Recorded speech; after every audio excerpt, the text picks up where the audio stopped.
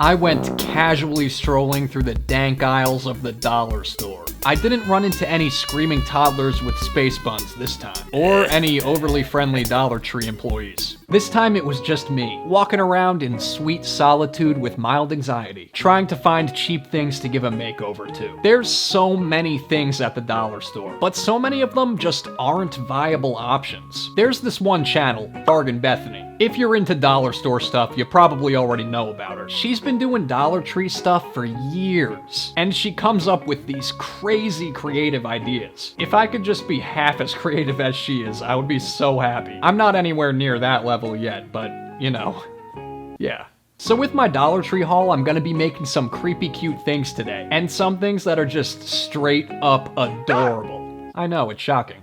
Anyways, an effort was made. So the first thing I came across were these two giant dice at the dollar store. They're for ages 3+, so clearly I'm the audience they're trying to directly target. They thoughtfully wrapped these up in plastic, I guess to keep them in pristine condition. But the dice do have a little bit of damage, some little scuff marks. Nothing too bad. I picked these up because I thought they were kind of fun. One of the dice tells you what to do. You just roll it and it tells you like, scrub the floor, or clean the toilet, or wash the dishes. This blue dice likes to give you a good kick in the butt when you're already down. And the other one I'm guessing is like the answer dice. It tells you whether you have to do it or not. I wasn't exactly sure if this was a thumbs up or thumbs down.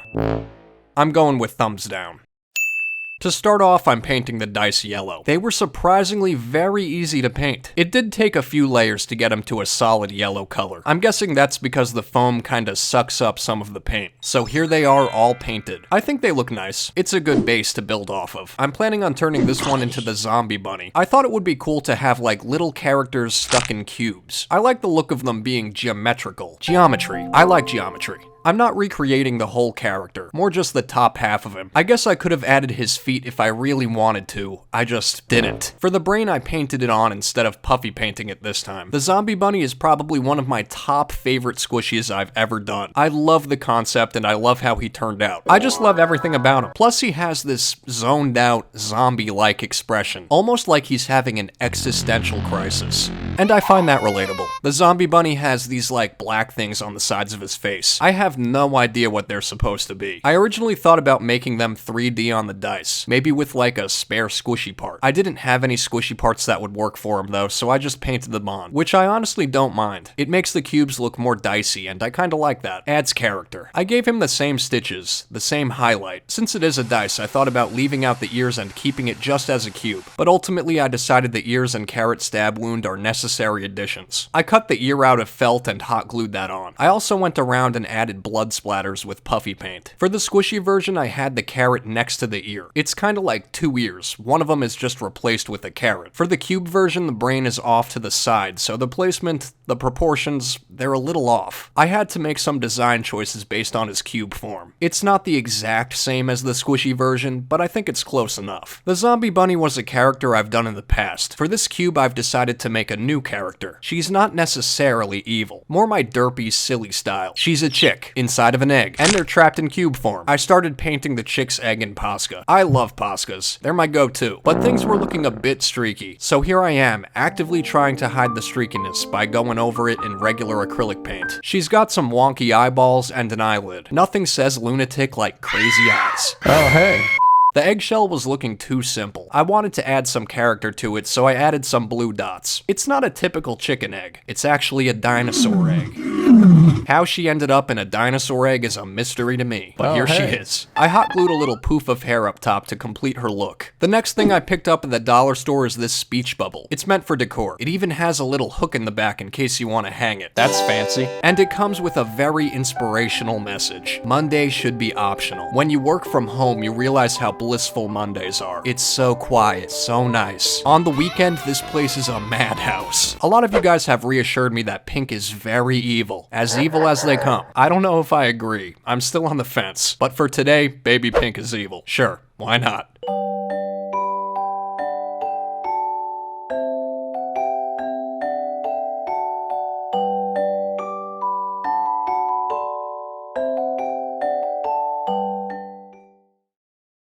Oh, hey.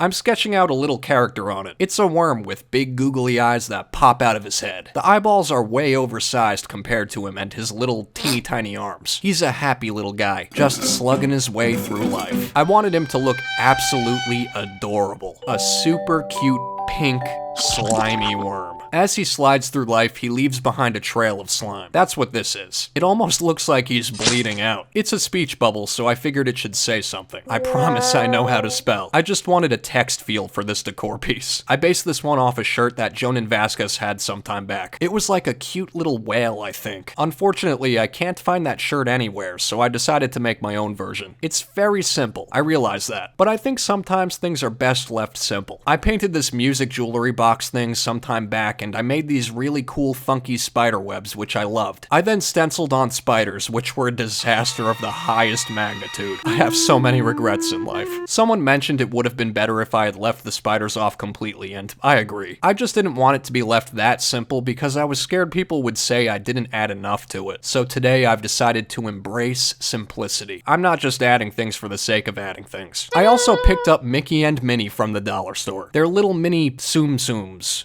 Toons. I've been doing some plushie makeovers lately, and luckily none of them have been critical failures yet. I don't have a ton of experience, just a willingness to learn, so today I figured I'd try my luck with these Tsum Tsums. They're mostly just their faces. I mean, I guess they have a little butt as well, but there's not a whole lot of surface area. Not too much to do. I mixed up some fabric paint. I tried to get it as close to their face color as possible. I think that's close enough. I covered the face with fabric paint. It took a couple layers to completely cover it, but I got there eventually. Alright. Cool, now I have a clean slate to make them as evil as possible. That's what I do. I cleaned up the edges with Posca. Tried to make things look at least a little put together. I'm trying to make Mickey look greedy and unhinged. Like after all those years of greeting screaming toddlers, he's finally snapped. Happens to the best of us. Corporate greed is the theme I'm going for. Maybe at one point Mickey cared about his employees and people in general, but all the dark side of Mickey cares about now is money. Just raking in that cash money. He doesn't have green teeth, by the way. That's just money. Thought I should clarify that. I did end up adding some eyebrows to him. Mickey Mouse doesn't usually have eyebrows. I don't know. I thought they might make him look a little more expressive. Really show his greedy side. I went around with puffy paint to accent his features. First, some drool to go around because why not? And some pearly whites. He needed some teeth to hold on to his money since these Tsum Tsums don't have any arms or legs or anything for that matter. I went over the eyebrows and nose with puffy paint as well. I guess he was just looking too flat at first, so I wanted him to pop out more. Anyways, moving on. Here's Minnie Mouse. I didn't really make her look too evil. She looks more dumb and derpy. She's not the evil mastermind. She just kinda goes along with whatever Mickey does. A very supportive girlfriend. Is she his girlfriend or what is she at this point? I haven't been keeping up with the tabloids. Minnie's probably my favorite character of today. I just love how dumb her face turned out. There's just something so beautiful about it. You can be cool, but never as cool as Bucktooth Minnie. I thought about adding some more accessories to Mickey and Minnie, like on the top of their head or something, but ultimately I decided against it. I wanted them to still be stackable on top of each other. After all, they're Toon Toons.